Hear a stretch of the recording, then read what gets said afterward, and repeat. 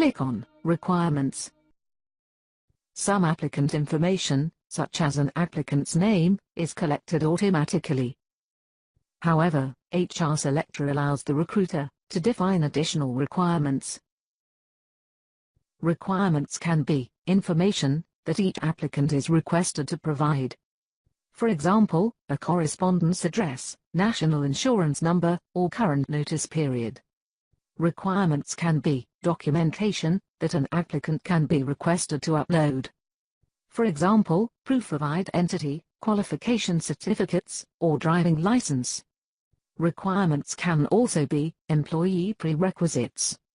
Examples of prerequisites would be where the applicant is required to provide their own computer, phone, or vehicle. Requirements can be made mandatory or preferred. Applicants that choose not to provide requested mandatory information when made at the application phase will not be able to submit their application.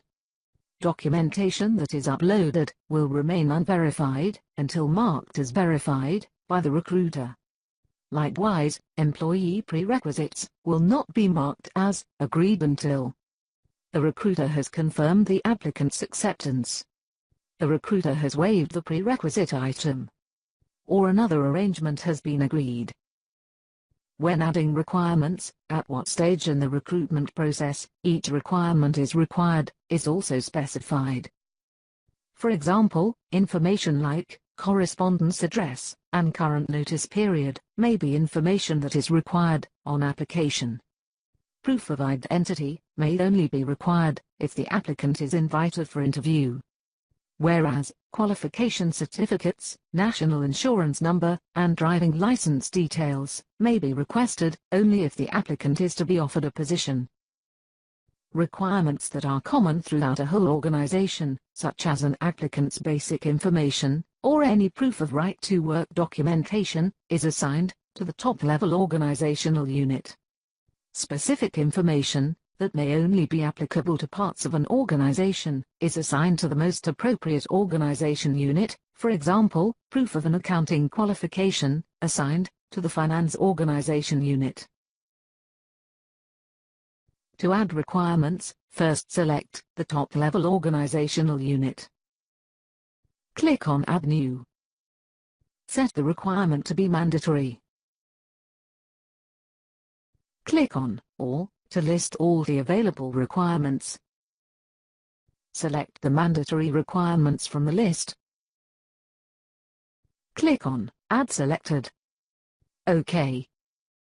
Note the number of requirements added. Change the requirement to be preferred. Select the preferred requirements from the list.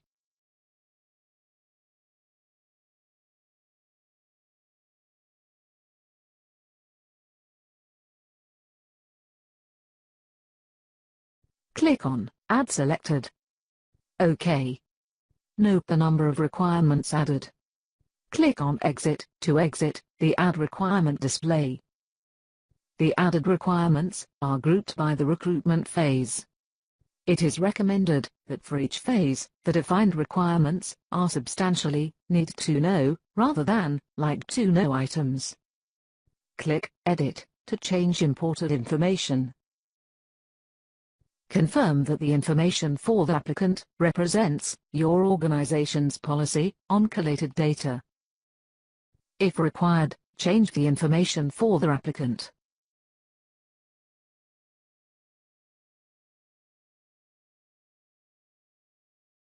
If you want to change when, in the recruitment process, information is requested, you can. The settings defined here will be the default for all the organization's campaigns. The default settings can be changed at the campaign level. Keep in mind that in some regions, local legislation would require some information, such as date of birth and gender, to be made preferred. Requirement items can be disabled or deleted. Disabled requirements will prevent the requirement being used, but will allow access to previously collated information. Deleted requirements will mean that any previously collated information will be lost. When all the changes have been made, click on Save. OK.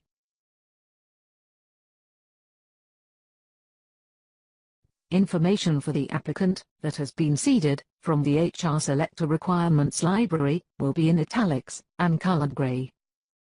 Changes made by the recruiter will be formatted darker using a non-italic font.